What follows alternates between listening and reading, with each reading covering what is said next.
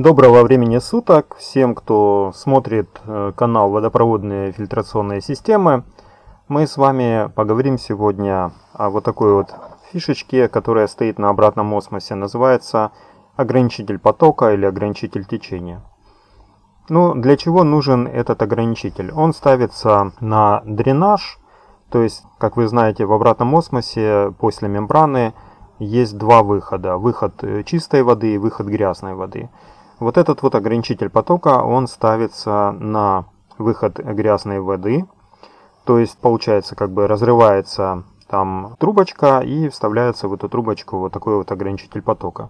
Но он может быть и не таким, но он там есть. Почему? Потому что без него обратный осмос работать нормально не будет.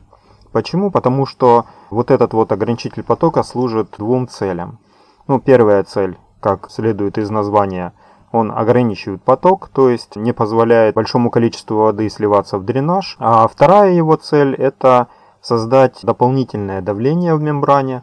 То есть он как бы запирает давление, запирает воду, и получается в мембране создается избыточное давление, благодаря чему вода устремляется туда в сторону фильтрации, то есть в сторону чистой воды через мембрану. О чем конкретно поговорим сейчас, это, в принципе, не о его работе, а о том, что может случаться, если вы, допустим, меняете мембрану. Бывают такие вот случаи или такие проблемы, это касается особенно тех регионов, где вода очень грязная механически, то есть большое количество каких-то, может быть, солей жесткости, может быть, просто механических частиц в воде. Бывает так, что если у вас такой ограничитель потока стоит очень давно, и он давно не менялся, то при смене мембрана может давать показатели очень высокие.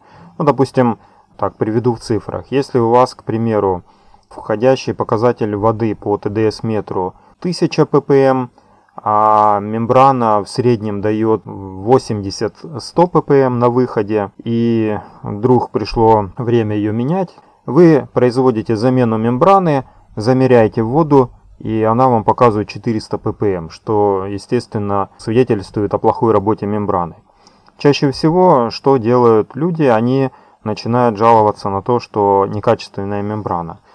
При этом не все обращают внимание на вот этот вот ограничитель потока. А что может происходить? А происходить может следующее. Здесь очень маленькое сечение. Вот если так показать его, не знаю, будет видно. Вот очень-очень маленькая такая дырочка. Поскольку ограничитель потока контактирует именно с грязной водой, то рано или поздно он очень серьезно засоряется. И что может происходить? Поток может быть, но он недостаточен для того, чтобы мембрана нормально промывалась. Потому что обратно-осмотическая мембрана, она получается той водой, которая через нее проходит, она же ей и очищается. То есть вот этот поток, который идет в дренаж, он уносит с собой излишек грязи, который там накапливается. То когда вот этот вот ограничитель потока забивается, это способствует тому, что в мембране накапливается излишняя грязь, и вот эту вот излишнюю грязь ее начинает продавливать туда, в сторону чистой воды, то есть получается вот такой вот повышенный показатель ТДС-метра, потому что грязи деваться некуда, она начинает идти туда, в чистую воду. Но это не говорит о том, что мембрана плохая, это может говорить о том, что, возможно, пришло время поменять вот такой вот ограничитель потока. И чаще всего те, кто это делают, видят, что результаты приходят в норму и мембрана работает нормально. Поэтому, если у вас вдруг случилась такая проблема, что вы поменяли мембрану и видите, что показатель ТДС-метра очень высокий, не спешите грешить на мембрану, возможно, пришло время сделать замену вот этого вот устройства. Да, и еще один нюанс. Можете заметить, что на разных ограничителях потока стоят разные цифры протока. Вот, допустим, здесь 420, здесь 550.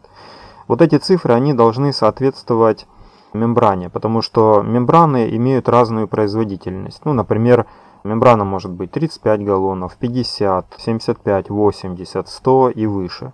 И соответствующий ограничитель потока должен стоять к соответствующей мембране. Но чаще всего, допустим, к мембранам, к примеру, 50-галлонным, это наиболее распространенные мембраны, ставится ограничитель потока от 300 до 400. Но если у вас очень грязная вода, то есть показатель по ТДС-метру превышает, скажем, допустимые возможности даже самой мембраны, вот там есть у нее в паспорте показатели, до каких пределов она может обработать воду, то лучше вот эту вот цифру увеличить. Ну, допустим, у вас стоит 420, но очень грязная механически вода, и пришло время заменить ограничитель потока, то лучше поставьте с большей цифрой. Конечно, это будет способствовать тому, что будет больший слив воды, но зато не так быстро забьется и мембрана будет промываться лучше. А значит, это увеличит ее срок эксплуатации. Но что дороже стоит, лишняя слитая вода или же новая мембрана, это уже решать вам. Я же с вами прощаюсь. Вы смотрели канал водопроводной фильтрационной системы. Меня зовут Гуга. Всего вам доброго, до скорых встреч.